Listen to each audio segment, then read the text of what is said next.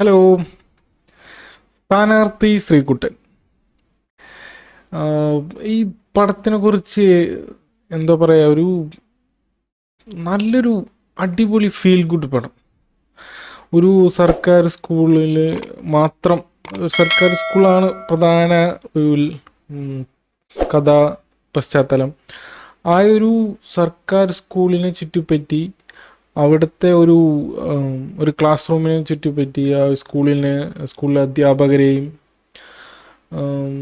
പരിസരവാസികളൊന്നും അങ്ങനെ അധികം ക്യാരക്ടേഴ്സായിട്ട് വരുന്ന ആ സ്കൂളും ആ സ്കൂളിലെ കുട്ടികൾ, അതിലെ അധ്യാപകരാണ് കൂടുതലും ഈ പടത്തിലെ കഥാപശ്ചാത്തലത്തിലുള്ളത്. എന്താ പറയുക, ഒരു നല്ലൊരു അടിപൊളി ഫീൽ ഗുഡ് കിടുപടം. ഇത് തിയേറ്ററിൽ ആ സമയത്ത് കണ്ടവരൊക്കെ നല്ല അഭിപ്രായം പറഞ്ഞെങ്കിലും കൂടുതൽ ഒരു റണ്ണിങ് കിട്ടിയില്ല. ഇപ്പോൾ OTT റിലീസായിട്ടുണ്ട്, കുറച്ച് ദിവസമായി ഇറങ്ങിയിട്ട് ഞാൻ കണ്ടു. എന്താ പറയുക, ഒരു സ്കൂളിലേക്ക് നമ്മളുടെ ആ ഒരു സ്കൂളിൽ നമ്മളും ഒരു പാർട്ടായി എന്ന് തോന്നി നമുക്ക് ആ ഒരു സിനിമ കണ്ടപ്പോൾ. എടുത്തു പറയേണ്ടത് അതിൽ അഭിനയിച്ച എല്ലാവരെയും പെർഫോമൻസ്, യാതൊരുവിധ പെർഫോമൻസും കഥയിൽ നിന്ന് വ്യതിചലിക്കാതെ, ഒരു മുഴച്ചു നിൽക്കാതെ, ഒരു എന്താ പറയുക, ഒരു പലയിടത്തും ക്ലീശയായിട്ടൊന്നും തോന്നാതെ, വളരെ ലൈറ്റ് ഹാർട്ടായിട്ട് എല്ലാവരും വളരെ ജെന്യുവിനായിട്ട് അഭിനയിച്ചല്ല, ഒരു ജീവിച്ച് കാണിച്ചൊരു പടം. അതിലെ 3-4 നമ്മൾ ചൈൽഡ് ആർട്ടിസ്റ്റുകളുണ്ട്, അവരൊക്കെ അടിപൊളിയായിരുന്നു. അവരുടെ അഭിനയവും എല്ലാം അടിപൊളിയായിരുന്നു. പിന്നെ എടുത്തു പറയേണ്ടത് ഇതിൻ്റെ ഡയറക്ഷൻസും എല്ലാം വളരെ കിടുവായിരുന്നു. എല്ലാം സൂപ്പർ ആയിരുന്നു. എനിക്കിതിൽ ഏറ്റവും എടുത്ത് പറയേണ്ടത് അജു വർഗീസ് ഇതിലൊരു നെഗറ്റീവ് ഷെയ്ഡുള്ളൊരു ക്യാരക്ടറാണ് വരുന്നത്, ഒരു അധ്യാപകനായിട്ട്. എന്താ പറയുക, കുറച്ചും കൂടി പ്രജുഡൈസ്ഡായിട്ടുള്ള ഒരു പഠിക്കുന്ന കുട്ടികൾ